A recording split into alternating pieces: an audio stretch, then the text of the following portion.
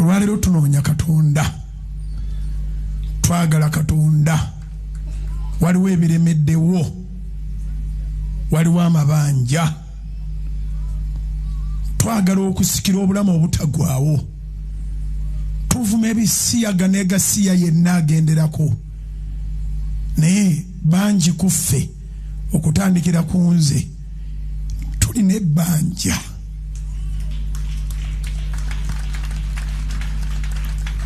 Tulina ebbanja. Nabuulirira omukyala n'asonyiwa, omusango guli mu kooti tegunnaba kuggwa, bamujja mu nnyumba gye yazimba ne bbaawe, emyaka gyabwe egy'obufumbo bafumbirigana mu 1905 eyo mu 5. Yes, naye namubuulira ebigambo byenteekwa okuba nga ate biyambanze, n'abitegeera bulungi, ne mugamba okusonyiwa kwo ku mwana oyo, ku baana abo, okusonyiwa okwo kugenda bayamba kubasumulule mu nsi. Oba olyawo muligenda n'okudda mu kooti nga bategedde nti gwe maama waabwe. N'agamba n'agamba naye kaakati kati abaana be nazaala bantwala batya mu kooti? Ne tuddayo ku ziro.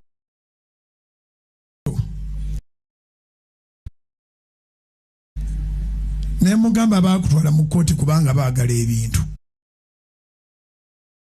Naye baawo yagenda eri Mukama waffe. Bwe yali agenda eri Mukama waffe, ebintu ebyo yabikulekera. Era olwaleero ndowooza taddanga kusabayo wadde 10 ekyabapangisa. Naawe ojja kgenda n'onaabyagala, ne bw'aba succeedinze n'abikugyamu. Kooti engeri ezimu ezibeera corrupt, omwana gwe wazaala asobola okugoba mu nnyumba y'abalo mbu ye musika. Naye bw'aba succeedinze awo naye ajja kufa. Naye bw'alifa, oyagala omwana wo oyo agende mu geyeena, oyagala agende mu ggulu? Nagadde kale saagala agende mu geyeena. Ne mugamba musumulule nno, otusonyiwa ebibi byaffe nga naffe bwe tusonyiwa abatukola obubi. Twasomanga essaala zino edda ennyo nga tutunalokoka mu ddiini nga tuzanguya kitaffe ali ngulu ennyalo tukuzibwa bakabaka bobye byagala kola musinga bakoma kola twemere fere ngo tusonyiwa bikola sonyiwa ebyo fenga tusonyiwa tukola bitwala mukema ne tukola mu bikubango bakabaka no bizana kitima bibyo. Amina. It's just chikwate kiri awo. The most powerful prayer, nobody thinks about how deep it is. Kale okuba twava mu kubatiza mbadde ne baden.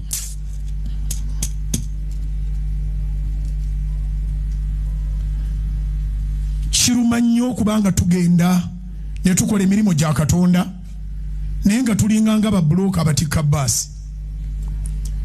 Basa kugamba tugenda, mama ogenda, nayingira lindako tugende no, nayingira munda, gwe noyingira naddayo wabweru. N'abaweereza tusaanidde okebera mu bulamu bwaffe. Bwe tuyita abantu nga bayingira mu ggulu, naffe tugenda mu ggulu. Olwaleero njagala okutwala omukisa guno obutasigala bweru waggulu. Abaana bange bonna mbasonyiye.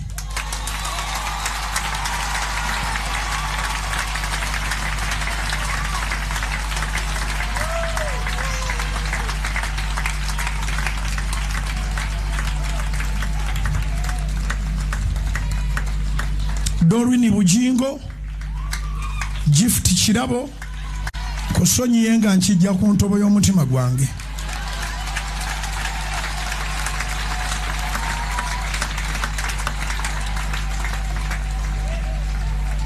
Winnie Treasure Bujingo, kusonyiye nga nkijja ku ntobo y'omutima gwange.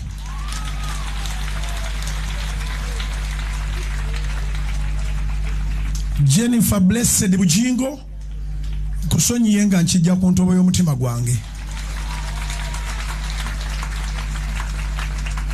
Omuto Isaac Bujingo tamanyi na bigenda mu maaso. Era nsaba Mukama ansaasire. Bulijjo nsaba omukisa nga ngusabira Isaac Bujingo every day without fail. Era nyina ne plan nyingi nnyo ku lw'obulamu bwe.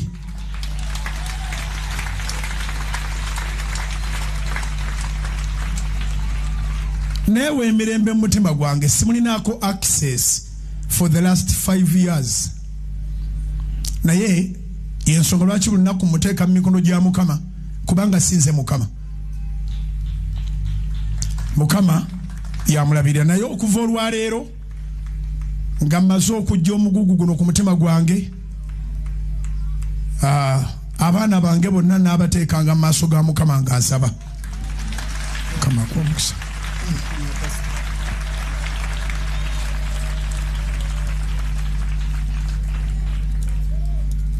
Sikakiddwa, siwalirizibwa, ntegeera bulungi, ndi mulokole, njagala okugenda mu ggulu, olunyiri lwogera nange ate nze ne njogera n'abalala.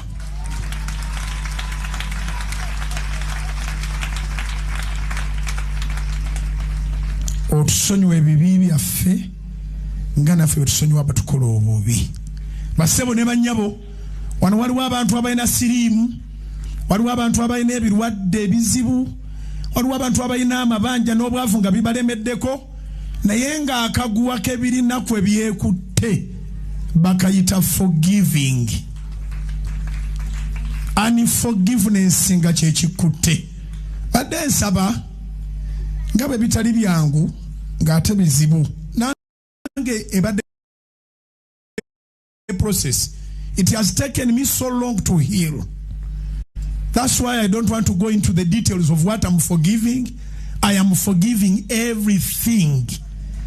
What I saw, what I didn't see, what I heard, what I didn't hear, I have totally forgiven. Naye njala okuyimira n'abantu abalwa n'ogoga nti nalemu okusonyiwa. Jangu oyimbira ono mu maaso. Oba ogakaabiraawo ogakaabiraawo. Wano mu maaso wano. Oyagala kusonyiwa naye kizibu gy'oli. Jangu oddaawo mu maaso.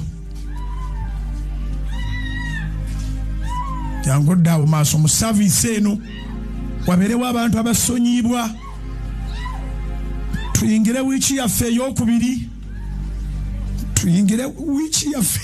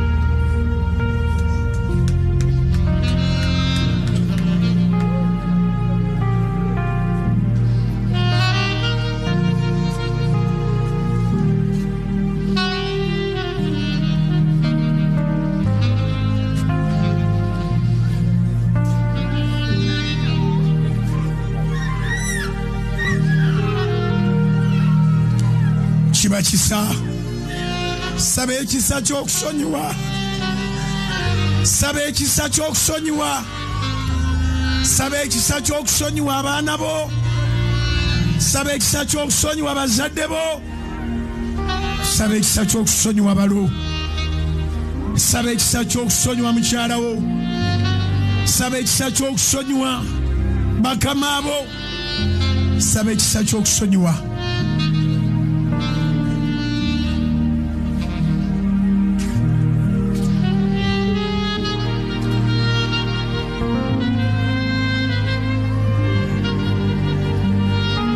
Ebigambo bya Mukama ffe birikirya bwe mutalisonyiwa n'ekitammwe ali mu ggulu talibasonyiwa.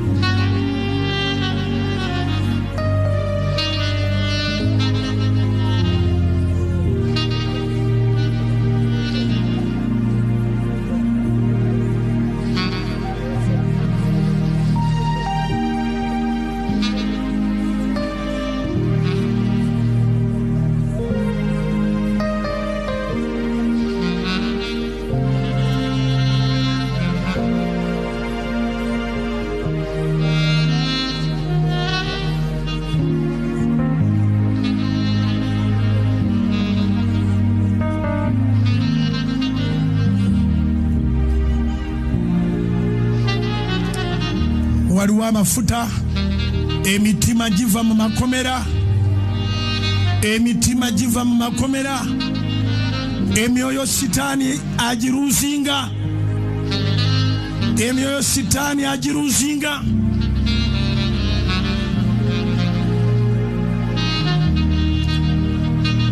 The devil is losing your soul.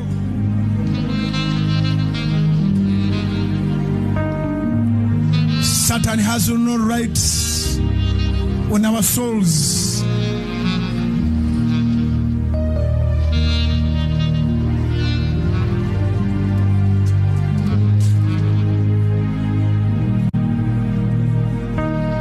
He's a father.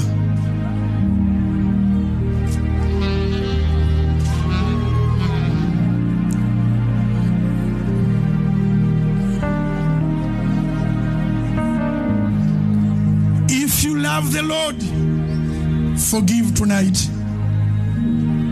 If you love the Lord, forgive.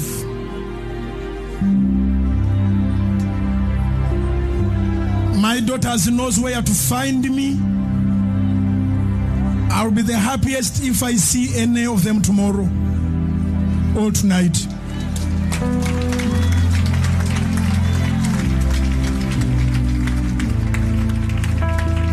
I repeat, my daughters knows where to find me. I have never blocked anyone's phone. They are free to call, to send a message. For the last 7 years, we've not chatted. We've not talked to each other. No message, you know what? But as for me, the door is open. And I want to release the blessings as a father,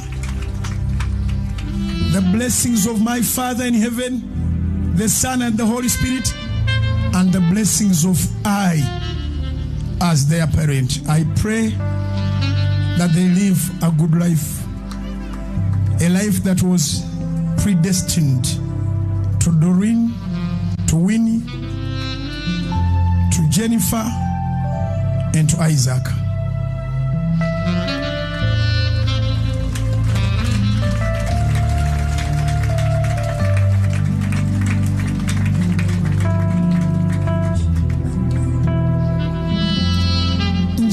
Nonga ekintu kikutadde mu ngeri nawe gy'otategedde.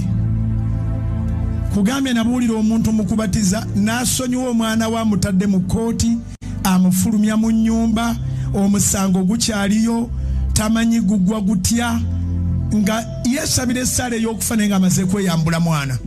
Yamugamba mu blessing ebisigale tuwe Katonda. Mukama n'aŋŋamba ate ggwe. You know when you are pointing like this, the rest of the fingers are pointing at you. Nziramu okwogera wano waliwo abantu be barepinga, be banyaga, Mario bagikomya, bakukomya, bakuzayo ku negative sina ku zero. Ekisibo kino okubeera very effective come Monday, the next 7 days. Na buli kituzitoweredde kituveeko, amabanja gaveewo, endwadde ziwone, tuveewo twalemedde. Let go. Sonyiwa. Sonyiwa. Njagala tutwale eddakiika nga 7 nga za kusonyiwa. Amaziga gawandika abidde emyaka emingi, ate obutasonyiwa bukutwala mu geyeena. Tulisemberedde ebiseera by'enkomerero. We are very, very near to the end times. Everything that happens is just an announcement that the Lord is about to come back. We don't want to miss the eternal life because of anyone, no matter what it is. Okkirizibwa okukaaba, okkirizibwa okuwona, obulumi bukuveeko, naye nkwegayiridde bwe kibanga kisoboka. Ali ku Soloti TV, ali ku Soloti FM, ali wano ku ttaka kane tokyongezayo kusuuka lwaleero. Kawansi yimusa emikono oba oyimiridde, yogera ne Katonda. Noonya bonna obasonyiwe, sonyiwa abo abatasonyiika, sonyiwa. If Jesus had not set a pace of forgiveness, if he had not forgiven those who crucified him, I believe he wouldn't have